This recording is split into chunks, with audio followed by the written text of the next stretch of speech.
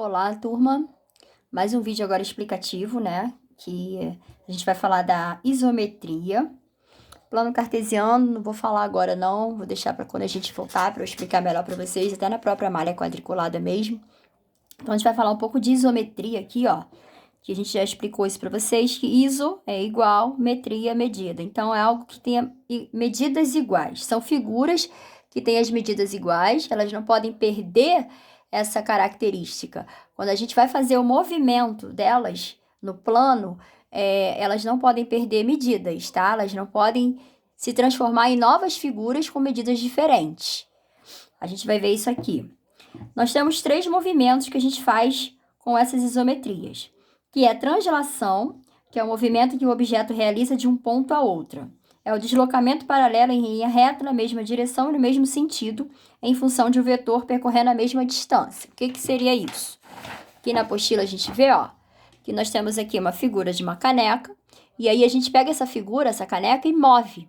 Então, daqui ela veio para cá, ou daqui ela veio para cá. Então, assim, é a mesma figura, sendo que ela se moveu tá vendo? Ela se moveu numa mesma reta aqui, vamos dizer assim, né? Ela tem um ponto em comum onde ela vai fazer o movimento. Isso aqui é translação. Igual aqui, ó, temos aqui esse retângulo, que ele estava aqui, né? No primeiro quadrante do plano, e ele veio aqui para o quarto quadrante. Então, daqui ele veio para cá. Ele se moveu dentro do plano. Então, esse movimento de mover a partir de um ponto, ele é o movimento de translação. Rotação é quando eu vou rotacionar, eu vou girar uma figura, tá? Então, aqui nós temos também o desenho da caneca, na primeira posição. Na segunda posição, ela girou, né? Ela ficou nesse formato, nessa posição, vamos dizer assim. Depois, aqui, ela ficou nessa posição e, por último, nessa. Ela foi virando, né? De acordo aí com o ponto. E esse giro que ela dá são medidos em graus, tá? O primeiro giro que ela obteve, ó, foi uma rotação de 90 graus. Ela estava aqui, ela deitou, ela estava assim, né? Ela fez isso, então ela fez a rotação de 90 graus. Depois ela fez mais um giro de 90 graus, ela veio pra cá, como se ela tivesse assim, né? Assim, e depois ela fez isso aqui, então ela girou mais 90, que são 180 graus. E depois, na quarta posição, ela fez mais um giro. Então, ela girou, ó, 90, 90, mais 90. Então, ela girou, por último, 270 graus. Então, esse movimento de giro é translação. Desculpa, rotação. Igual aqui, ó. Temos a figura aqui, tá vendo? Ela tava assim, seria um triângulo aqui. Esse primeiro formato aqui, o triângulo. Depois ele deitou, girou. Depois ele girou, depois ele girou de novo.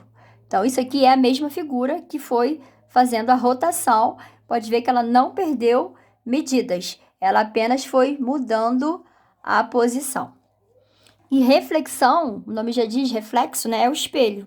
Eu tenho aqui a caneca como se ela fosse um espelho aqui, ó. Ela fez o reflexo dela. Ó, o movimento de reflexão, todos os pontos da figura são transformados em outros à mesma distância dessa reta, ficando esta perpendicular ao segmento de retas por ele formados. Eu espelhei a figura. Aqui temos outro exemplo, ó. Então, a gente tinha aqui um polígono, estava aqui inicialmente.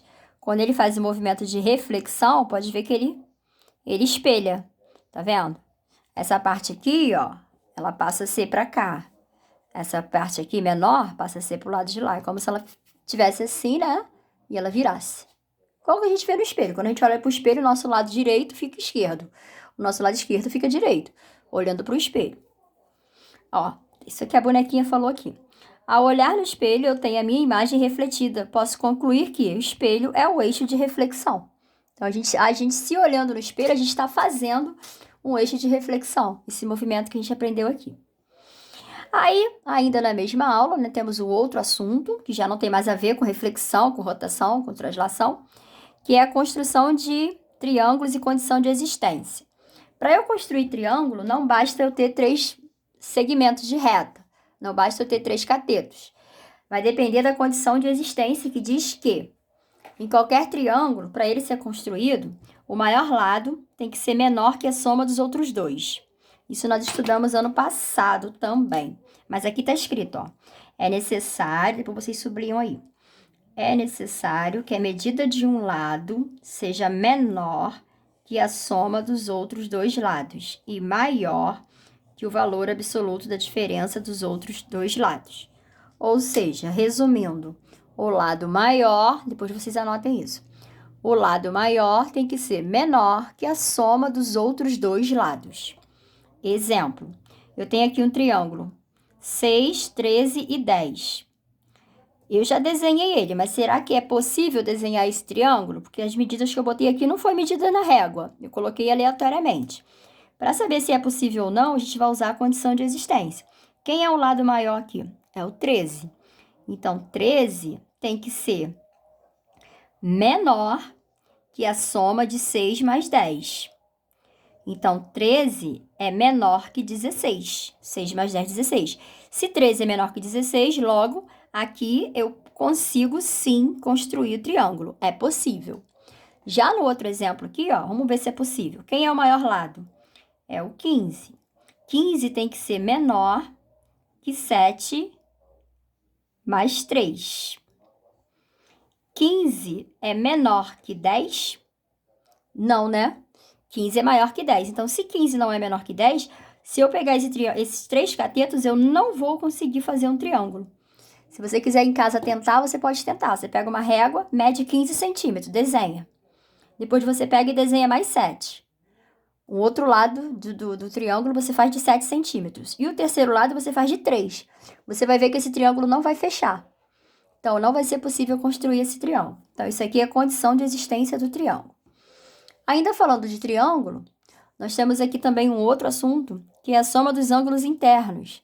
Em todo triângulo, nós temos 3 ângulos internos. 1, 2, 3 internos, tá? Esquece isso aqui. Então, dentro dele, somando os 3, sempre vai ter que dar 180. Ó, alfa mais beta mais... esqueci o nome disso aqui. É igual a 180. Isso aqui é uma letra grega. Fugiu. Igual a 180 graus, tá bom? Exemplo, questão comentada. Calcule a medida do ângulo x de um triângulo, sabendo que os outros medem, respectivamente, 35,6 graus e 65,2 graus. Repara que ele está falando de ângulo. Já não tem mais a ver com isso aqui, não. Está falando de medida de ângulo.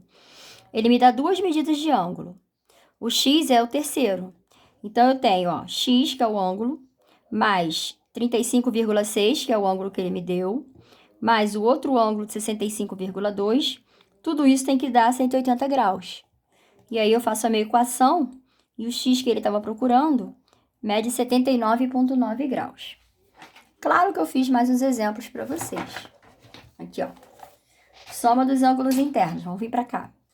Temos aqui um triângulo desenhado, onde um ângulo mede 120, o outro 20 e o outro é x. Como é que eu faço para achar x? Se eu sei que a soma dos três é 180, eu vou fazer isso aqui, ó.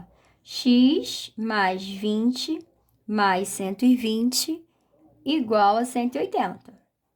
X é igual a 180 menos 20 menos 120. X vai ser igual a quanto? 20 graus, né?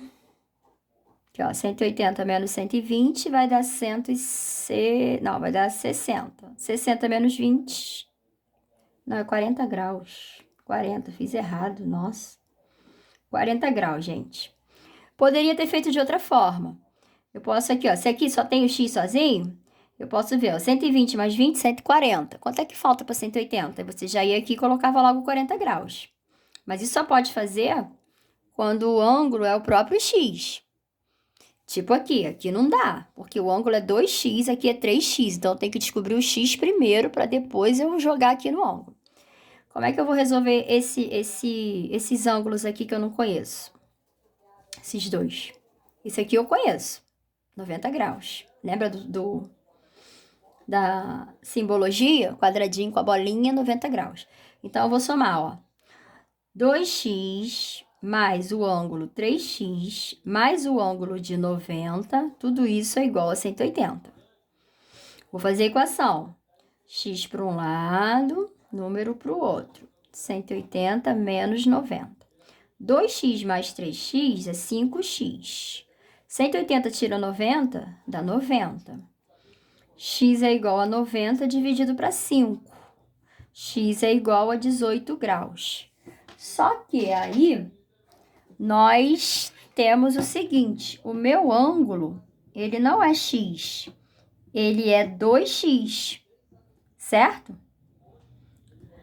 Se ele é 2x, eu tenho que substituir. Então, eu vou fazer aqui, ó.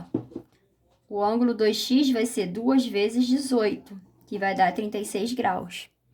O ângulo 3x vai ser 3 vezes 18, que vai dar 54 graus. E aí, se eu quiser a prova real, se eu somar isso, mais 90, eu vou achar 180 graus. Aí, vamos para o outro assunto aqui. Tirando a folhinha, vamos voltar para a apostila. Já falei da soma dos ângulos. Aí, a apostila também traz os polígonos regulares.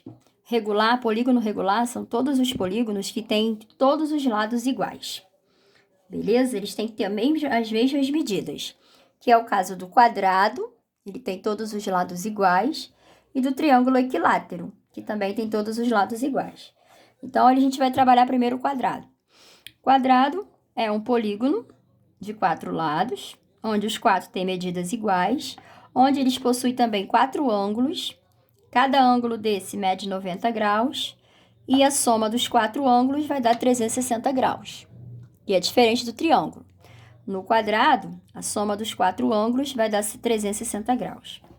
Medida da diagonal de um quadrado. A gente já conhece os lados do quadrado, mas se eu ligar esse vértice a esse, eu tenho uma diagonal. Essa reta aqui é uma diagonal. Se eu ligar esse vértice com o vértice C, eu também tenho uma outra diagonal. Então, dentro do quadrado, nós temos 2 diagonais. Caso o exercício peça que eu calcule a diagonal de um quadrado, qual é a medida dessa linha aqui, ó? Se ele me deu os lados, mas ele quer a diagonal, e aí eu uso a fórmula L raiz de 2. Se a gente traçar aqui, a gente vê que a gente tem 2 triângulos dentro do quadrado, né? Tem um, tem outro, ó. Então, às vezes, a diagonal serve para isso. Mais tarde, no futuro, a gente vai fazer alguns cálculos sobre isso. Então, a fórmula da diagonal de um quadrado, que é essa medida aqui, ela é dada por L, que é o lado do quadrado, vezes a raiz de 2. Trouxe também os outros exemplos aqui para a gente fazer rapidinho. Então, aqui, ó, essa é a fórmula, que no caso é D de diagonal igual a L raiz de 2.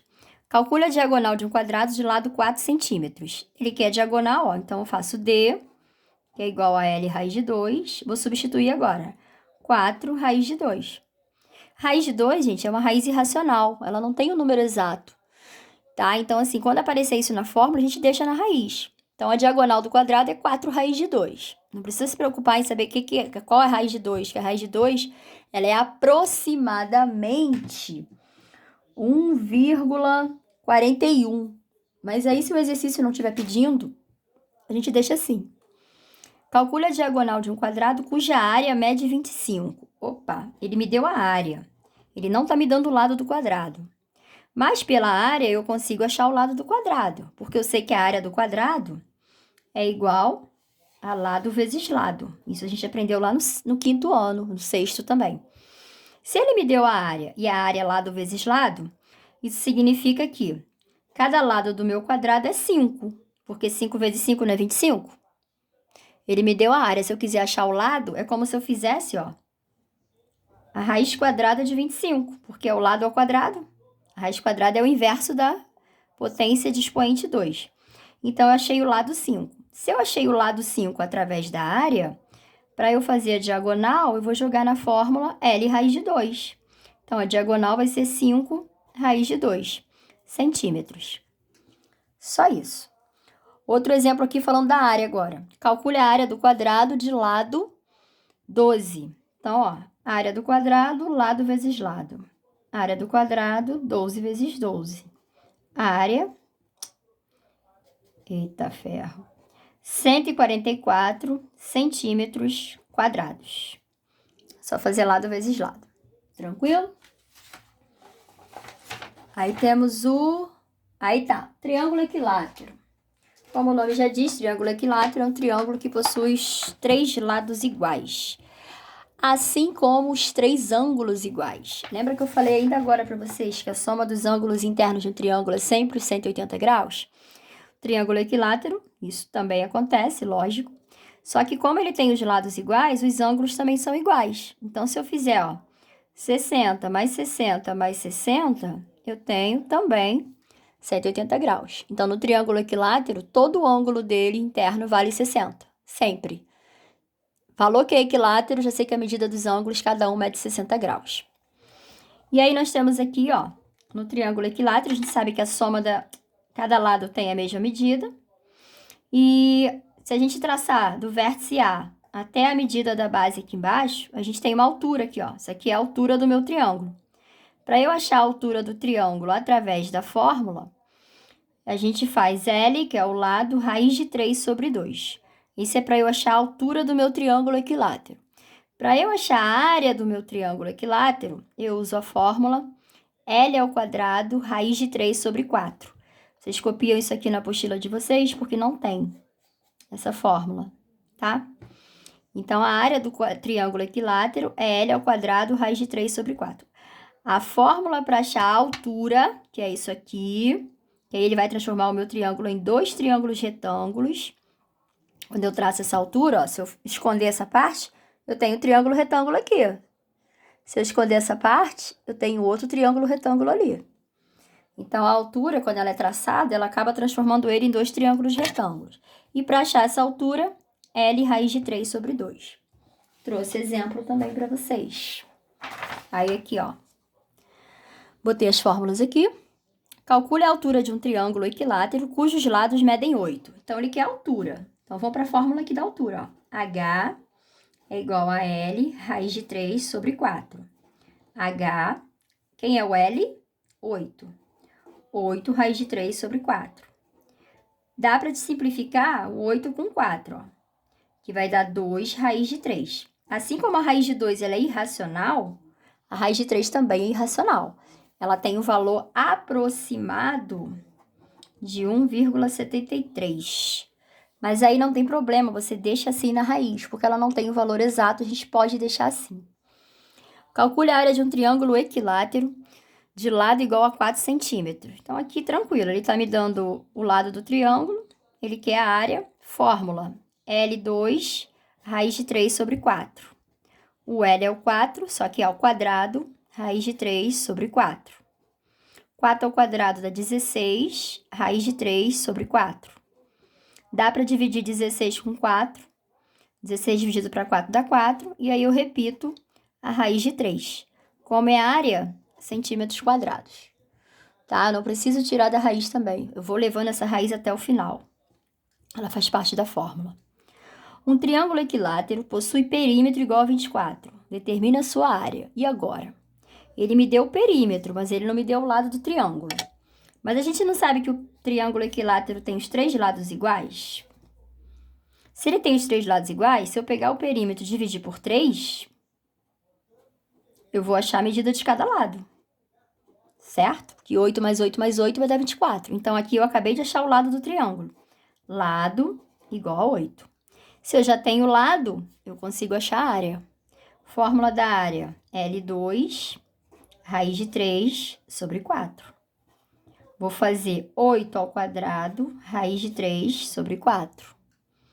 8 ao quadrado dá 64, raiz de 3 sobre 4. 64 dá para dividir por 4. Vai dar 16 raiz de 3. Parou aqui. Centímetros quadrados. Beleza? Então, a nossa matéria termina aqui, a explicação dela. Tá? Tá tudo na apostila de vocês. E o exercício eu vou passar lá nos detalhes, lá no campo dos detalhes do vídeo explicativo, tá bom? Qualquer dúvida aí, vocês deixam pra gente falar na live para tirar.